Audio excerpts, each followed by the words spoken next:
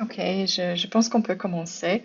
Euh, Merci beaucoup d'être avec nous ce matin pour la deuxième session de notre Boulan Bootcamp. Euh, Devenez expert en création de requêtes. Du coup, on a préparé un format en deux sessions. La semaine dernière, on a posé les bases, on a vu comment trouver les bons mots-clés à surveiller, comment utiliser les opérateurs de base, comment utiliser les parenthèses. Et aujourd'hui, on va approfondir, on va s'appuyer sur ces compétences pour aller plus loin. Et le but final, c'est que à la fin, vous soyez expert et que vous soyez plus à l'aise dans la création ou dans l'affinage de vos requêtes. Euh, on a préparé aussi, après cette session, on a préparé un quiz qui est dédié aux requêtes. Du coup, on vous encourage vraiment d'aller. Il est disponible déjà dans notre académie, dans la Inclusive Academy, à laquelle vous pouvez vous connecter directement depuis la plateforme. On va vous montrer à la fin comment le faire. Du coup, il y a 15 questions qu'on a préparées. Et du coup, ça sera aussi une opportunité à la fin pour tester vos connaissances et pour prouver aussi maintenant vos compétences en construction des requêtes. Euh, pour ceux qui ne connaissent pas, une courte introduction. De mon côté, du coup, en Kamatei, je suis la responsable de l'équipe Customer Education chez Inclusive. Et avant ça, j'ai occupé le même poste chez Digimind. Du coup, j'ai participé à la construction des ressources disponibles maintenant pour Inclusive Social dans l'académie et dans la base des connaissances. Et j'ai avec moi mon collègue Mounir et je vais le laisser se présenter.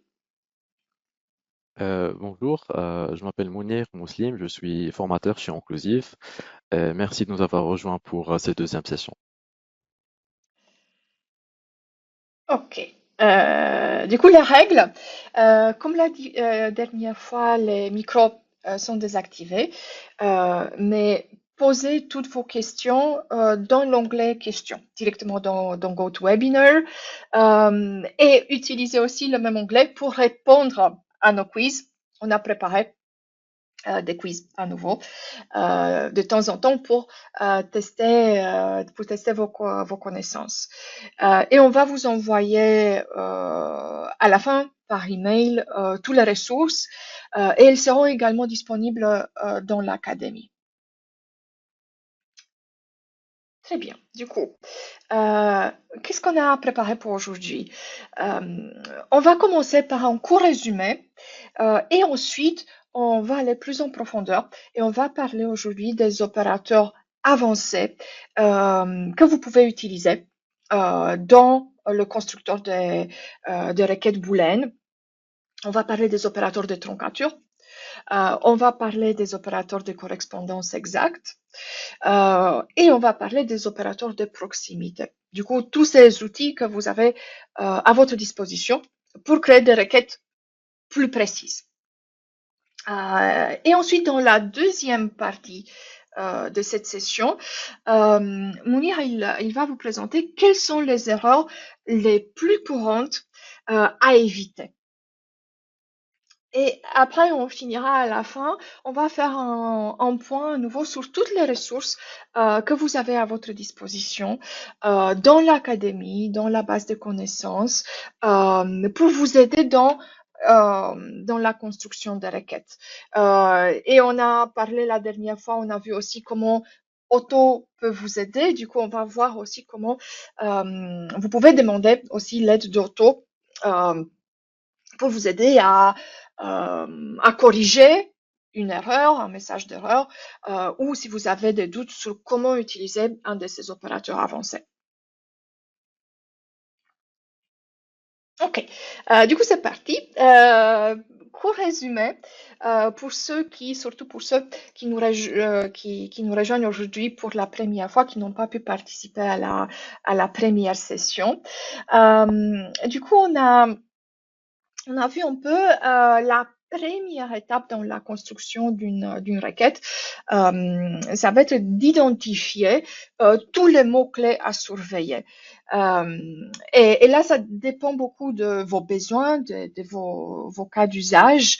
Mais d'habitude, on va surveiller le nom de la marque avec tous les différentes versions, formats que les noms peuvent avoir, les hashtags, les noms d'utilisateurs, les ad handles, les noms de produits éventuellement, les noms de campagne, des tendances du marché ou les noms des dirigeants.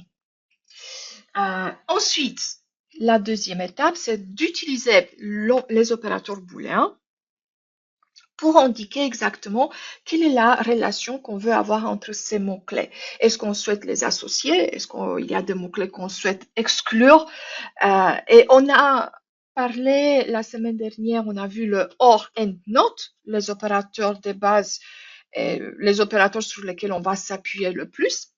Et aujourd'hui, on parlera aussi des opérateurs un peu plus avancés qui sont là pour nous aider si on a besoin de plus de précision. Et le troisième élément, très très important, c'est les parenthèses. Du coup, les parenthèses, comme en mathématiques, vont nous aider à indiquer à l'outil, à Inclusive Social, comment on souhaite qu'il interprète notre requête.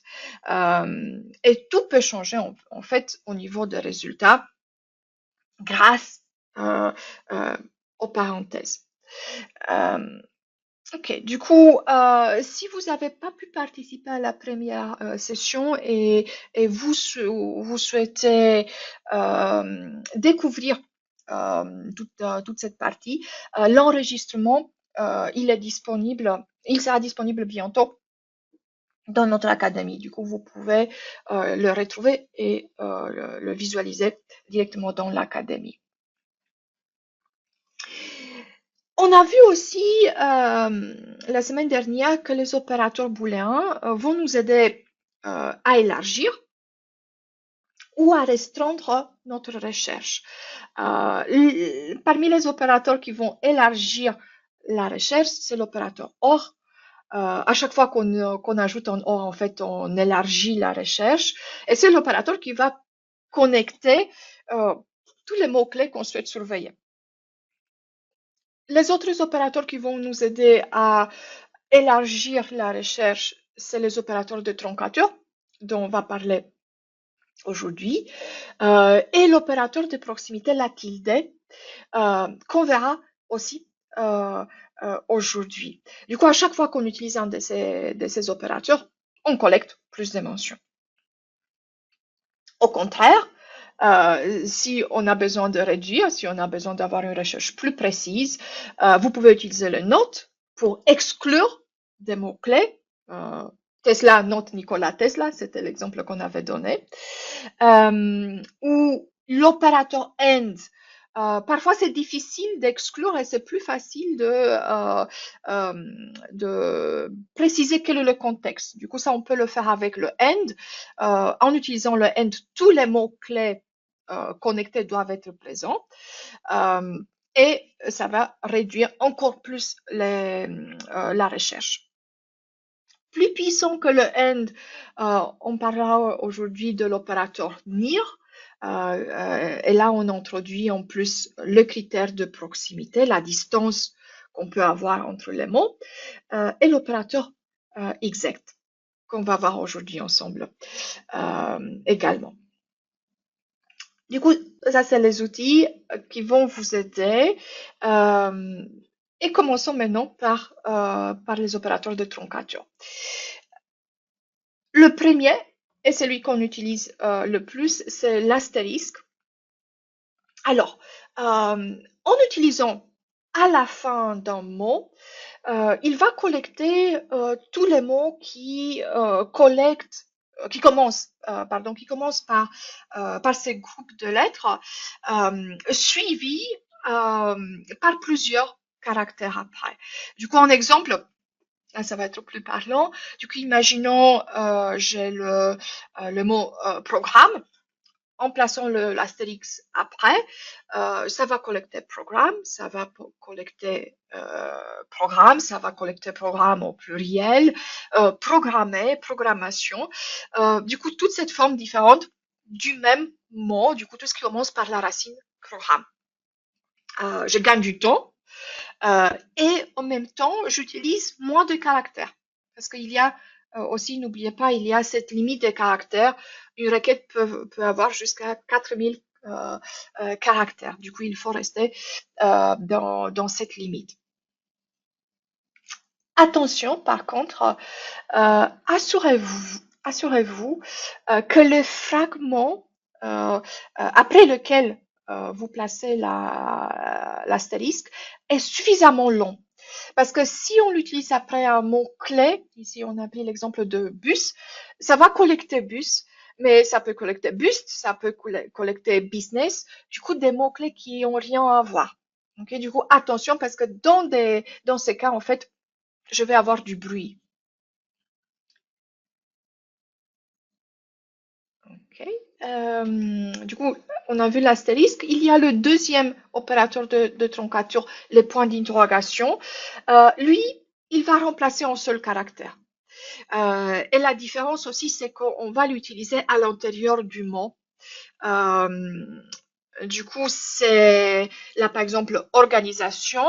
Ça va collecter organisation en français ou en anglais britannique. Et ça va collecter aussi organisation avec l'écriture américaine du mot. Un autre exemple aussi en anglais, si je veux avoir woman, woman, je pourrais utiliser le point d'interrogation. Alors, si vous avez d'autres exemples, peut-être en français, où vous avez déjà utilisé le point d'interrogation, n'hésitez pas, vous pouvez les partager dans la boîte à questions. Et comme ça, peut-être on aura des idées. Attention, par contre, les opérateurs de troncature peuvent pas être utilisés à l'intérieur des guillemets.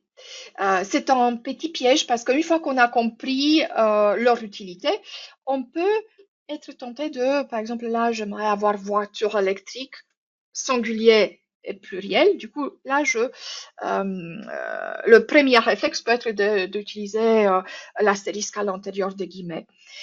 Mais comme tout autre opérateur, en fait, on peut pas avoir des opérateurs à l'intérieur des guillemets. On peut pas avoir des parenthèses non plus. Dans ces cas, c'est un simple caractère, il n'y a plus d'effet spécial. Du coup, dans ces cas, il faut vraiment ajouter les deux expressions voiture électrique et hors voiture électrique au pluriel. La même chose, exactement la même chose avec le point d'interrogation. Sinon, c'est un simple point d'interrogation et pas un opérateur. Okay, du coup, attention, c'est une erreur fréquente. Du coup, vous allez voir dans la deuxième partie, en fait, c'est parmi les erreurs qu'on a identifiées. OK. Premier moment quiz de la session. Du coup, 4 exemples ici. C'est où qu'on a correctement utilisé l'astérisque. Du coup, vous pouvez répondre, écrire la réponse correcte dans la boîte à questions, dans l'onglet questions, dans GoToWebinar.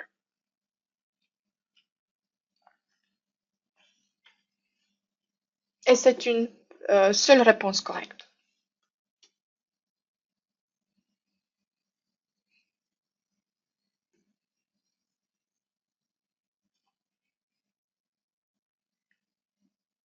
Okay, du coup, le temps que tout le monde retrouve l'onglet question. Et du coup, réponse correcte. Très simple, c'est techno. Je vais collecter technologie, technologique. Le premier, incorrect malheureusement, on ne peut pas utiliser l'astérisque tout au début d'un mot. La réponse est incorrecte. On vient de voir à l'intérieur des guillemets, on ne peut pas avoir des opérateurs. Ils cessent d'être des opérateurs. Et la dernière réponse, la réponse D, elle est incorrecte aussi. Ce qu'on aurait dû utiliser à la place de l'astérisque, c'est le point d'interrogation. Et là, il aurait pu être remplacé par un autre caractère. Ok, très bien. Du coup, on a vu la truncation des opérateurs qui élargissent la recherche.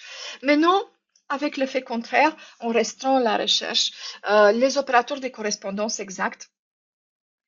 Et on a, pour ceux qui étaient présents la semaine dernière, on a vu comment Inclusive Social va interpréter les mots-clés qu'on ajoute. Et on a vu que la case n'est pas prise en compte. Du coup, minuscule, majuscule, ça change rien dans le résultat. On a vu que les accents vont être ignorés. Pas besoin de le mettre, on aura le même résultat. Et aussi, on a vu que des caractères comme l'apostrophe, le tiré du milieu, le tiré du bas sont transformés, sont lus comme des espaces. Du coup, cette façon de lire la requête, elle est très pratique parce que ça nous évite, sinon on aurait dû ajouter toutes les différentes variations d'un mot avec ou sans accent, avec majuscule, minuscule. Du coup, par défaut, sont pas pris en compte. Par contre, il y a parfois des cas précis où on veut prendre ces éléments en compte et on veut avoir vraiment une correspondance exacte. Et c'est là qu'on peut utiliser l'opérateur exact. Et en l'utilisant, Inclusive Social va prendre en compte les accents et va prendre en compte les caractères spéciaux. Et là, on a un exemple. En fait, c'est un exemple en espagnol. Et c'est un vrai exemple, c'est un de nos clients en Espagne qui s'est confronté avec ces problèmes. En fait, bébé avec un accent aigu sur le dernier E, c'est bébé, alors que sans accent, c'est le verbe boire.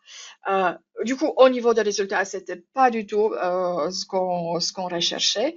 Ce que je peux faire dans ce cas, c'est l'opérateur exact peut m'aider à euh, collecter uniquement des mots où l'accent est présent. Exact doit apparaître en majuscule, comme tous les opérateurs hors EndNote et NIR, on verra, du coup en majuscule, suivi par deux points et suivi par le mot entre guillemets. Et là, en faisant ça, parmi ces deux exemples, le premier, c'est la collecter. Il parle de la maman et son bébé, alors que le deuxième qui parle, je bois trop de café, sera pas collecté. En français, peut-être, on n'a pas trouvé des exemples avec vraiment le même impact, mais vous pouvez imaginer tâche avec accent ou sans ou pêcher. Ou si vous avez d'autres idées, peut-être vous êtes confronté avec ça, partagez avec nous dans l'onglet questions. Et attention, par contre, les gens qui s'expriment sur les réseaux sociaux, très souvent, ils vont pas utiliser les accents.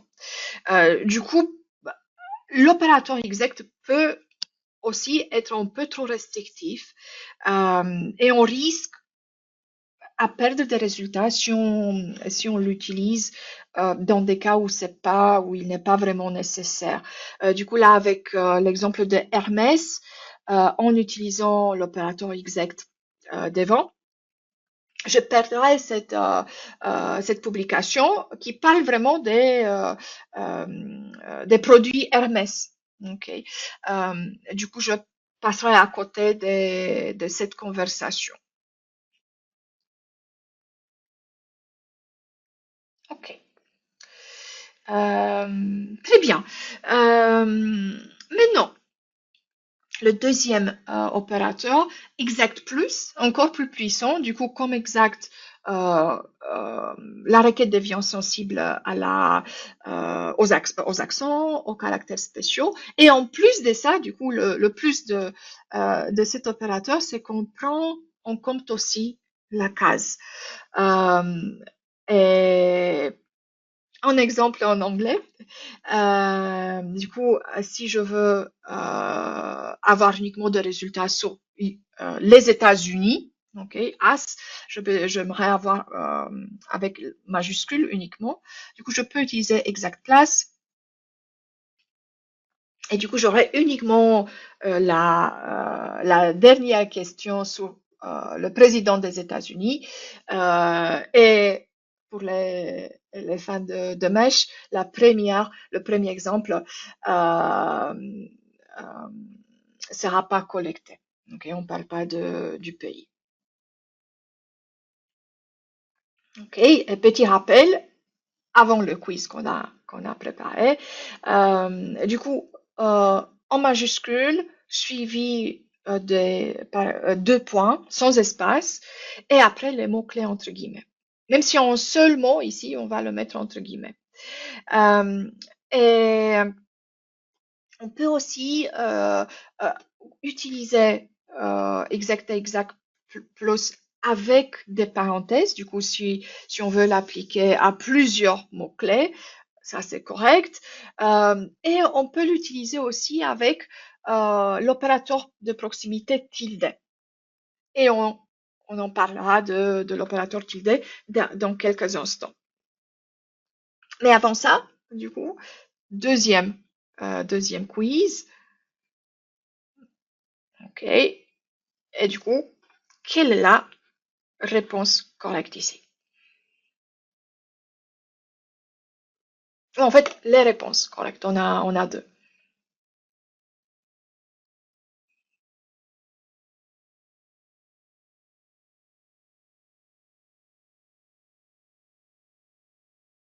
OK, c'est simple.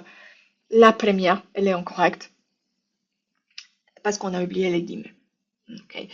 Et la deuxième, elle est correcte. On peut l'utiliser avec les parenthèses.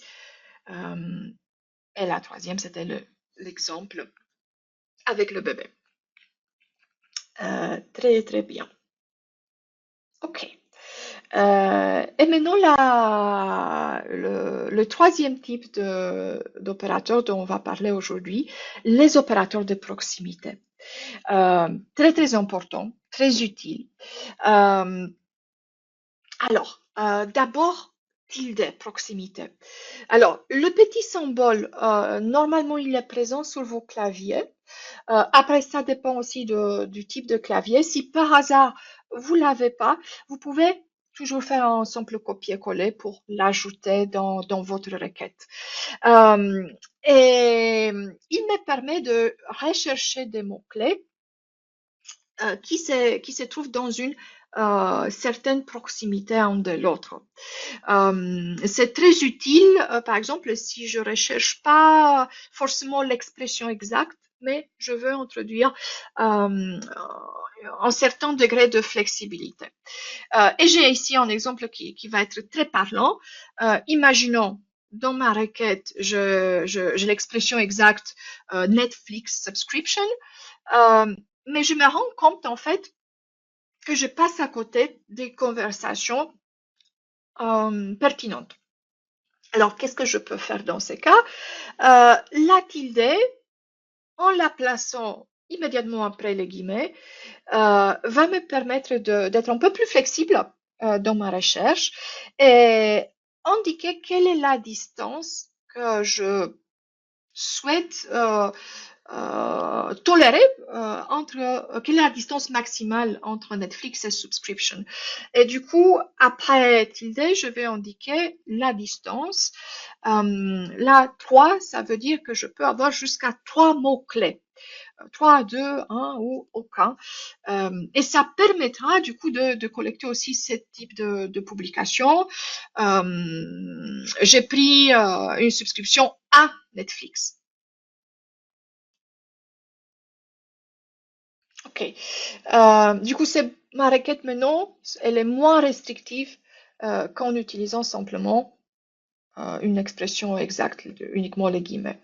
La distance, là, on a pris une distance de 3, mais on peut l'ajuster. Du coup, on aurait pu dire 5, on aurait pu 10. On peut toujours l'ajuster. Et aussi en utilisant la tilde ici, l'ordre des mots peut changer. Et c'est exactement ce qu'on voit ici dans l'exemple. J'ai d'abord souscription et après Netflix. Ok. Avec l'exemple de Netflix ici, on avait deux mots à l'intérieur des guillemets, mais on peut l'utiliser aussi avec plus des deux mots, avec trois ou quatre. Les principes restent le même. Du coup, imaginons vous recherchez des recettes pour faire des smoothies et j'aimerais avoir des poires et des cerises. Et dans une distance de 5. Comment compter? Parfois, on reçoit cette question. En fait, il faut compter combien de mots on a entre le premier et le dernier mot, sans compter les mots eux-mêmes. Du coup, là, le premier c'est cherry, le dernier c'est pear. Combien on compte entre les deux? Un ou deux. On compte pas les mots. Du coup, on a une distance de 2 inférieur à 5, du coup, très bien, j'aurai ma recette. Cette mention est ça à collecter. Et du coup, on a vu la tilde, l'autre opérateur de proximité, l'opérateur near. Du coup, c'est le même principe. Je souhaite avoir une distance une proximité entre les mots-clés recherchés. Et le near, je peux l'utiliser, par exemple, pour remplacer le and. Là, j'ai climate and change. Mais en regardant le résultat, je vois qu'il y a du bruit. Du coup, qu'est-ce que je peux faire pour être plus précise? Je remplace le and par le near. Et j'introduis aussi une distance. Du coup, là, je recherche climate et je recherche change. Les deux mots-clés doivent apparaître. Mais en plus de ça, doivent être dans une proximité de jusqu'à 5 mots. Okay. L'ordre ici, on est flexible aussi, l'ordre de mots peut changer. Si il y a des cas parfois précis où on veut aussi on veut que les mots apparaissent dans une certaine ordre, là on peut utiliser l'opérateur nearf. En fait, en ajoutant un petit f à la fin, on fige aussi l'ordre des mots. Du coup, là, j'aurai uniquement des mentions où Patagonia apparaît en premier et le mot guia après. Du coup, là, on est dans une distance de 1, 2, 3, 4.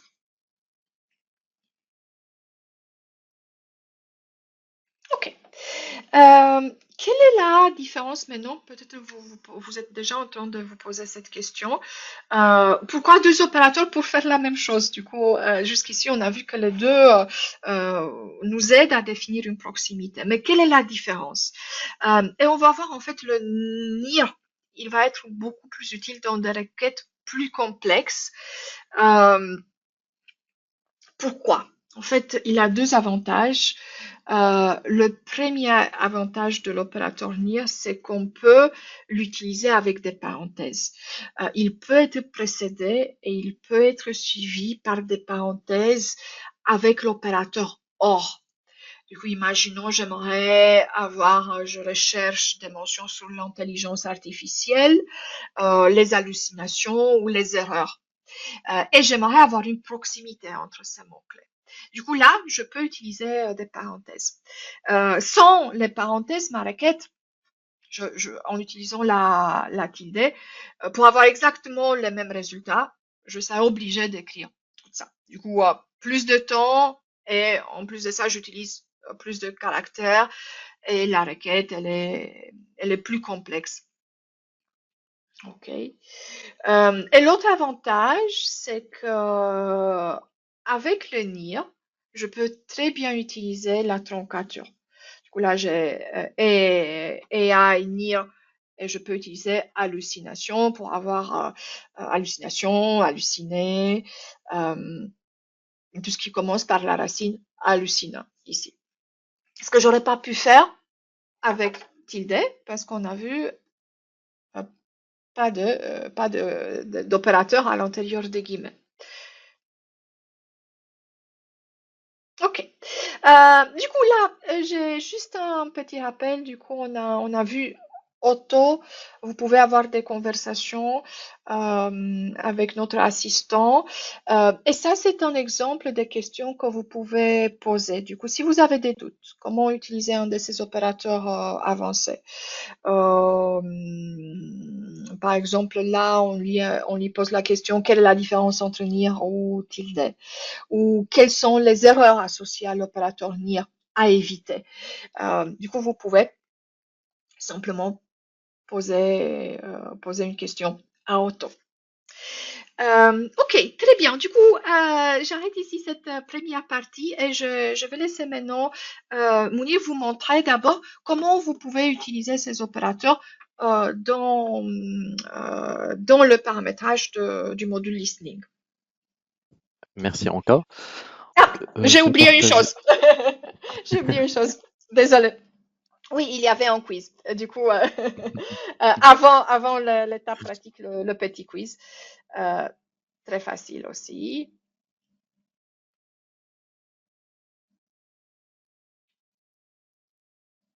OK, c'est où qu'on utilise correctement la tilde. Une seule réponse correcte ici. Et c'est la réponse C. OK. Du coup, les deux, la première, euh, tilde doit toujours venir après des guillemets, pas des parenthèses. Et la deuxième, c'est incorrect. Et en plus, avoir une distance après un seul mot, du coup, on doit avoir au moins deux ou plusieurs mots-clés. Du coup, réponse B, incorrect. Ok, et maintenant, c'est à toi, Mounir. Ok. Donc maintenant sur la plateforme, nous allons essayer d'utiliser les opérateurs avancés pour affiner notre requête booléen existante. Donc pour ceux qui n'étaient pas là lors de la première session, nous avons créé une requête pour surveiller les mentions liées au boycott des voitures Tesla. Donc, nous allons accéder maintenant aux paramètres de l'espace de travail. Donc, j'ai un accès, plutôt j'ai un profil éditeur, donc j'ai accès aux paramètres de l'espace de travail. Je peux cliquer sur la roue dentée et ensuite cliquer sur éditer cet espace de travail afin d'y accéder. Donc, une fois dans les paramètres, je peux ouvrir la liste qui contient la requête et voici notre requête de départ. Donc, je peux cliquer sur le bouton modifier sur le crayon pour modifier ma requête. Donc ici, nous avons inclus des mots-clés à surveiller. Donc, ce sont la marque Tesla, le hashtag Tesla, ainsi que les modèles des voitures Tesla. Et nous avons utilisé l'opérateur AND pour lier ces mots-clés à des mots-clés de contexte. Donc, nous avons ajouté le contexte du boycott, donc quand baisse des ventes, je n'achèterai pas, etc. Et nous avons aussi exclu le mot-clé Nikola Tesla de la requête. Donc, nous pouvons améliorer cette requête à l'aide des opérateurs avancés afin de la rendre plus précise. Par exemple, je peux utiliser l'astérisque à la fin du mot-clé boycott afin de collecter les variantes du mot-clé boycott, comme boycotter, boycottage, etc. Donc, je n'ai pas besoin de lister ou bien de saisir tous ces mots-clés. Je peux tout simplement ajouter l'astérisque à la fin du mot-clé boycott et l'outil va chercher tous les mots-clés qui commencent par boycott. Et je peux aussi remplacer le end ici. Je peux remplacer le end par le near afin d'obtenir des résultats plus pertinents sur le plan contextuel. C'est-à-dire que l'outil va collecter que les mentions qui apparaissent à une certaine distance l'un de l'autre. Euh, donc ici, je peux remplacer le end par un near et je peux définir la distance entre les deux mots-clés, c'est-à-dire les mots-clés du premier groupe, le groupe des mots-clés surveillés et les mots-clés de contexte. Donc, je peux ajouter ici 5 par exemple. Et une chose qui est importante, c'est lorsque l'expression near fait partie d'une requête plus longue, il faut entourer toute l'expression entre parenthèses. C'est-à-dire que je dois ouvrir la parenthèse ici et fermer la parenthèse après les mots-clés du deuxième groupe. Ici, hein. Voilà.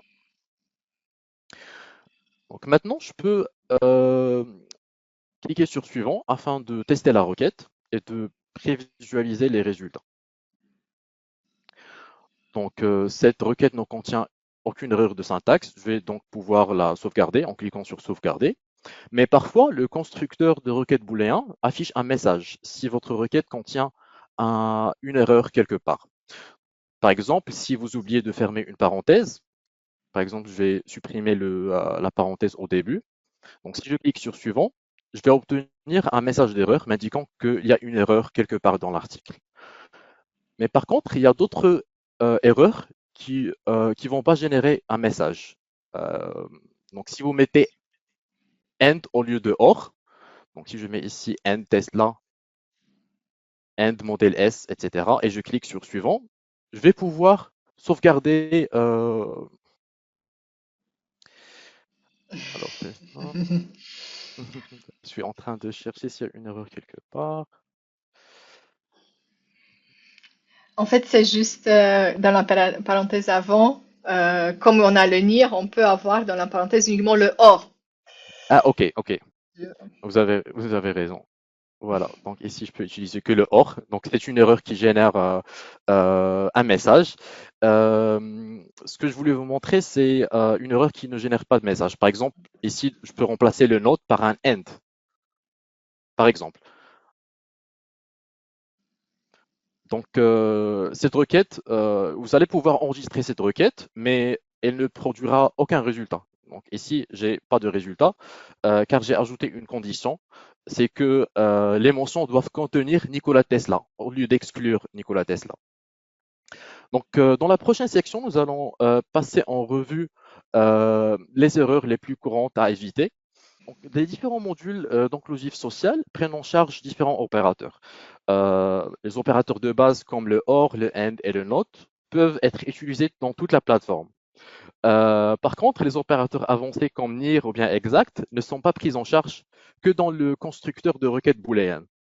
Donc, si vous utilisez le NIR ou bien exact dans le module de recherche historique, euh, vous allez avoir un message avec no data found. Euh, pour consulter la liste complète des opérateurs booléens compatibles avec chaque module, vous pouvez consulter la fiche booléen cheat sheet. Donc ici, nous avons un guide visuel pour vous montrer comment accéder à l'article. L'article est disponible dans le centre d'aide et vous pouvez accéder au centre d'aide depuis le bouton Help en bas à droite. Donc vous cliquez sur le premier lien pour accéder au centre d'aide. Et ensuite, vous allez trouver des articles qui sont épinglés en haut. Et parmi ces articles, il y a la fiche Boolean Operators Cheat Sheet. Une erreur fréquente consiste à écrire les opérateurs booléens en minuscules, donc comme l'opérateur OR, AND, NOT, NEAR, exact et exact place. Donc tous ces opérateurs doivent être impérativement écrits en majuscules. Nous avons un exemple ici. Donc, le système interprétera le AND et le OR dans cette requête comme des mots-clés et pas comme des opérateurs. Donc, la requête correcte sera la suivante, avec des opérateurs en majuscule. Et les opérateurs booléens, comme le OR, le AND, le NOT, le NIR, doivent être séparés des mots-clés et parenthèses par un espace. Si l'espacement est incorrect, donc par exemple, ici, il n'y a pas d'espace entre AND et la parenthèse, donc cela entraînera une erreur de syntaxe. Voici la version correcte de cette requête. Et s'il n'y a aucun opérateur entre les mots-clés, le système applique automatiquement l'opérateur AND. Donc, et cela peut rendre la requête trop restrictive. Nous avons ici un exemple. Donc, si vous saisissez Tesla, BMW, Toyota, Renault dans une requête, et sans mettre d'opérateur entre ces quatre mots-clés, l'outil va interpréter la requête comme Tesla and BMW and Toyota and Renault. Et l'outil retournera uniquement les mentions qui contiennent les quatre mots-clés dans la même mention. Au lieu d'interpréter la requête comme Tesla or BMW or Toyota or Renault, où l'outil va retourner les mentions contenant au moins une de ces marques. Et n'oubliez pas d'utiliser des guillemets droits autour des phrases ou des termes euh, contenant des caractères spéciaux comme des apostrophes, des traits d'union, des underscores, etc. Car sans les guillemets, chaque mot est traité séparément et l'outil applique automatiquement le AND entre les mots-clés. Par exemple, si vous saisissez Bill Gates sans guillemets, l'outil va l'interpréter comme Bill and Gates. Et ensuite, l'outil remontera les mentions contenant à la fois les mots-clés Bill et Gates, même s'ils apparaissent dans des contextes totalement différents. Donc, pour chercher l'expression exacte, il faut mettre le mot-clé entre deux guillemets, Bill Gates. Et de même pour L'Oréal, donc ce mot-clé contient l'apostrophe, donc il faut utiliser des guillemets afin de collecter des mentions qui contiennent la phrase exacte L'Oréal. Une autre erreur fréquente est l'utilisation de guillemets courbes ou bien des apostrophes simples au lieu des guillemets droits. Donc seuls les guillemets droits ou bien les guillemets droits doubles sont reconnus par l'outil. Donc cela peut se produire par exemple si vous copiez-collez du texte depuis un document Word, le texte peut contenir des guillemets courbes au lieu de guillemets droits. Donc ici, nous avons deux exemples de l'apostrophe et des apostrophes et des guillemets courbes qui sont incorrects et ne sont pas reconnus par l'outil. Et voici un exemple des guillemets droits qui sont reconnus par l'outil. Les symboles, donc il y a une autre erreur qui est liée à la confusion entre les guillemets et les parenthèses. Donc ces deux symboles remplissent des fonctions différentes dans une requête booléenne. Les guillemets, ils servent à rechercher des phrases exactes, c'est-à-dire plusieurs mots qui doivent apparaître ensemble dans le même ordre. Et les parenthèses permettent de grouper des mots-clés ou des phrases pour appliquer un opérateur booléen à l'ensemble du groupe. Et confondre ces symboles peut complètement changer vos résultats. Et nous avons ici quelques exemples. Donc le premier exemple, voiture and électrique. Donc si vous mettez voiture électrique entre deux guillemets, l'outil va chercher littéralement l'expression voiture and électrique. L'outil ne va pas reconnaître le and comme un opérateur dans ce cas, car il est placé entre deux guillemets. Donc voici l'utilisation correcte, c'est de mettre les deux mots-clés entre deux parenthèses. Et dans ce cas, l'outil va chercher des mentions qui contiennent les deux mots-clés, quel que soit le remplacement dans le texte. Un autre exemple, c'est lorsque vous souhaitez chercher une phrase exacte, dans ce cas voiture électrique. Donc si vous mettez des parenthèses, l'outil interpréta euh, les deux mots-clés comme une requête et il va placer le AND entre voiture et électrique. Et il va chercher des mentions qui contiennent voiture et électrique, mais pas nécessairement dans le même ordre, ou bien le même emplacement dans la mention. Donc, pour retrouver la phrase exacte, il faut mettre des guillemets, ce qui va vous permettre de collecter seulement les mentions où ces deux mots apparaissent dans cet ordre dans le texte. Donc l'opérateur AND et l'opérateur OR ont des effets opposés dans une recherche. Donc le OR permet d'élargir la recherche et le AND permet de restreindre la recherche. Et une erreur qui est fréquente, c'est de confondre le AND avec le OR. Donc on utilise le AND euh, en pensant que cela va élargir les résultats. Donc ici, nous avons un exemple, Sony and Samsung and Huawei. Donc cette requête va collecter très peu de résultats, car les trois marques doivent apparaître dans la même mention. Et cela est exigé par l'opérateur AND. Donc cette requête va collecter ce genre de résultats où les trois marques doivent apparaître. Par contre, la requête Sony or Samsung or Huawei va collecter beaucoup plus de résultats. Car il suffit qu'au moins une de ces marques soit présente dans le texte. Nous avons ici une illustration des deux requêtes. Donc le schéma de gauche représente plutôt la requête Sony and Samsung and Huawei. Donc l'outil va collecter l'intersection des trois cercles, c'est-à-dire les mentions contenant les trois marques. Et le schéma de droite représente la requête Sony or Samsung or Huawei. Donc cette requête donnera plus de résultats où n'importe quelle marque peut apparaître. Donc, passons maintenant aux erreurs fréquentes liées à l'utilisation des opérateurs de troncature. Donc, une erreur qui est fréquente consiste à utiliser des opérateurs de troncature incorrectement, c'est-à-dire placer l'astérisque au début d'un mot au lieu de le mettre à la fin d'un mot. Donc, le premier exemple est incorrect. Le deuxième exemple est correct, car l'astérisque est placé à la fin du mot technolo. Donc cet exemple est incorrect, car le point d'interrogation peut être utilisé seulement au milieu d'un mot, pas au début ou bien à la fin d'un mot. Donc cet exemple est correct. Euh, Organisation. Et les opérateurs de troncature ne doivent jamais être placés à l'intérieur des guillemets.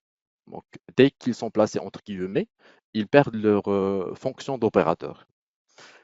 Ici, nous avons un exemple, electric car. Donc, si vous mettez l'astérisque à la fin du mot-clé car afin de collecter des mentions qui contiennent electric car ou bien electric cars, l'outil ne va pas reconnaître l'astérisque comme un opérateur de troncature. Donc, si vous souhaitez chercher les deux variantes, electric car et electric cars, il faut saisir chaque expression séparément. Et vous pouvez connecter les deux expressions avec l'opérateur OR pour que l'outil remonte des résultats qui contiennent soit euh, la première phrase ou bien la deuxième phrase. L'opérateur NIR et l'opérateur NIRF euh, nécessitent une structure correcte, donc, comme Anka a expliqué. Donc la syntaxe correcte exige que NIR soit utilisé avec des parenthèses contenant uniquement le OR, comme dans cet exemple.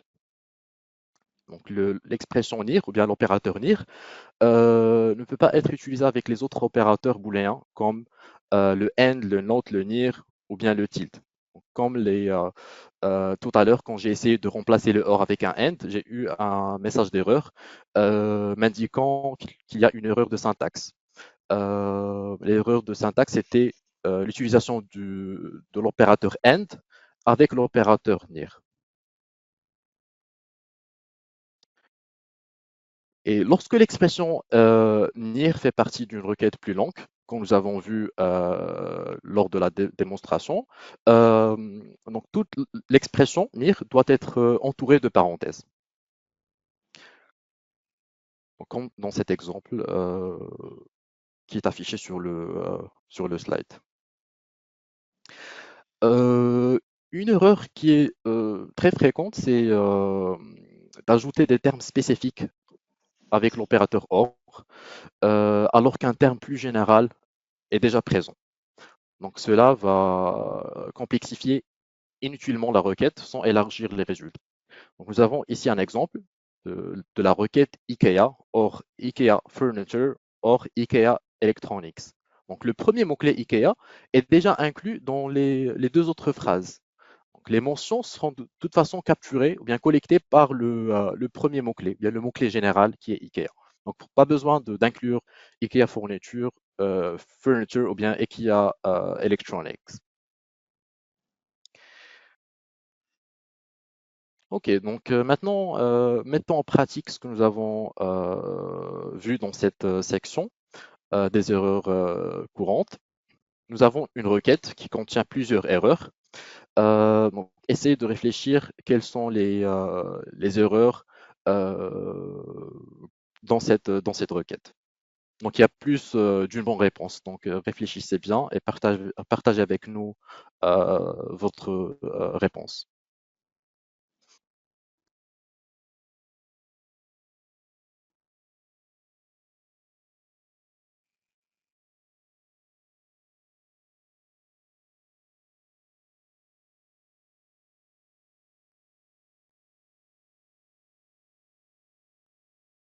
Est-ce qu'il y a des parenthèses manquantes, des guillemets manquants, un opérateur manquant ou bien mauvaise utilisation de l'opérateur end.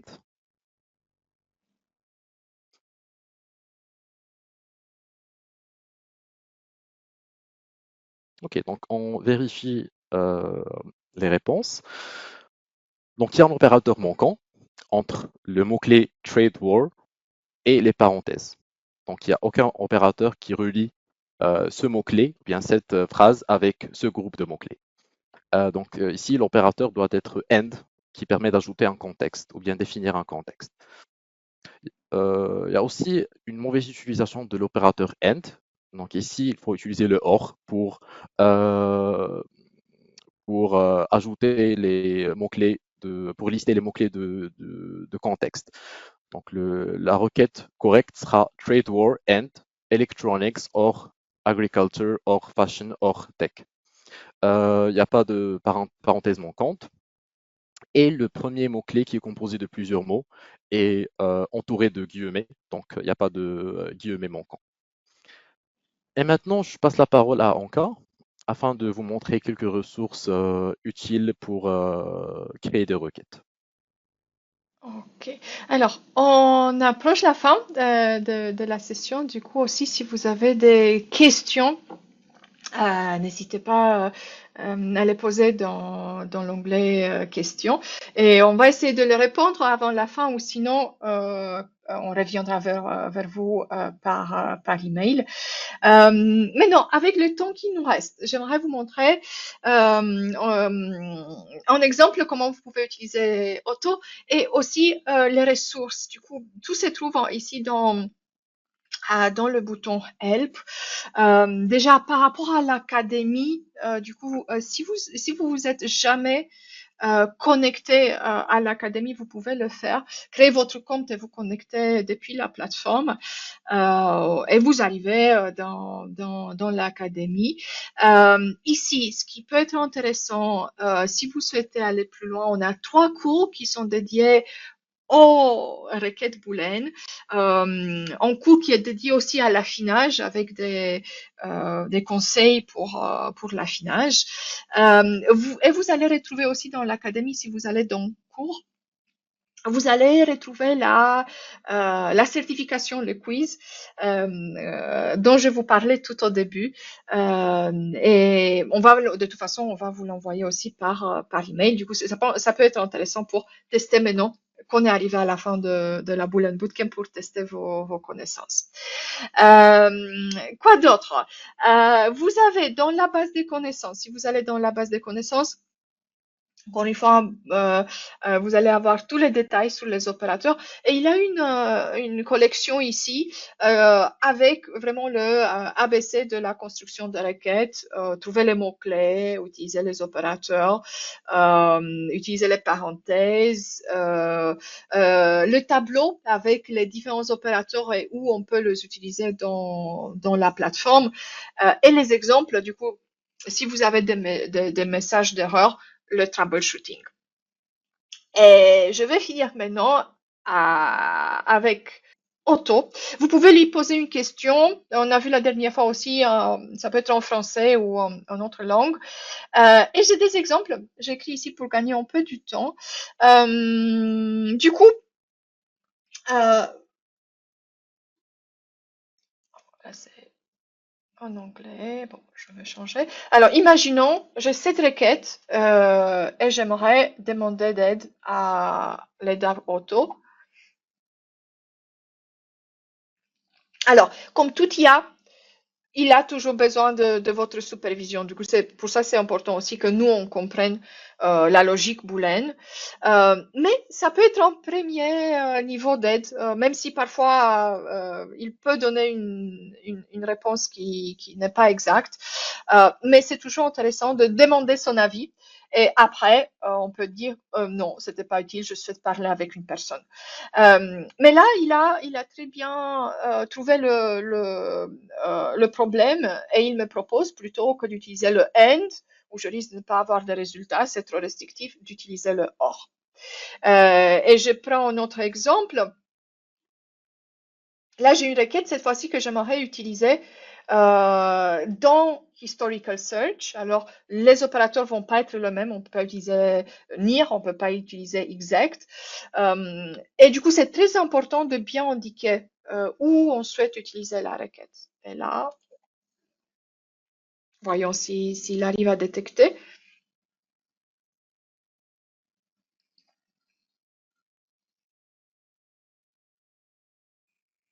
Ok, du coup là, il a bien détecté. On peut pas utiliser near dans Historical Search et il me propose plutôt d'utiliser le end.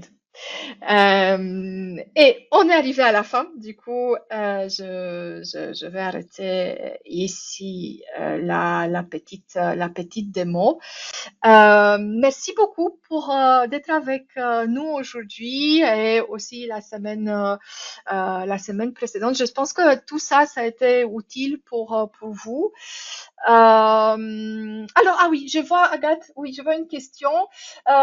S'il est possible de combiner les deux opérateurs de truncature dans le même mot organisation, du coup, pour avoir S ou Z à l'intérieur et pour avoir éventuellement un S à la fin. Du coup, oui, c'est correct. On peut utiliser les deux dans le même mot. C'est vrai, je l'ai jamais fait, mais c'est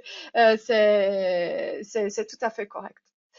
Ok, si vous avez d'autres questions qui vous viennent à l'esprit après, n'hésitez pas.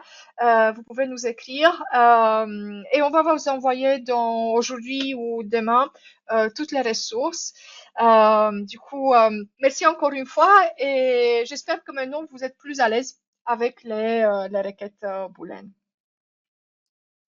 Une très bonne journée à vous. Au revoir.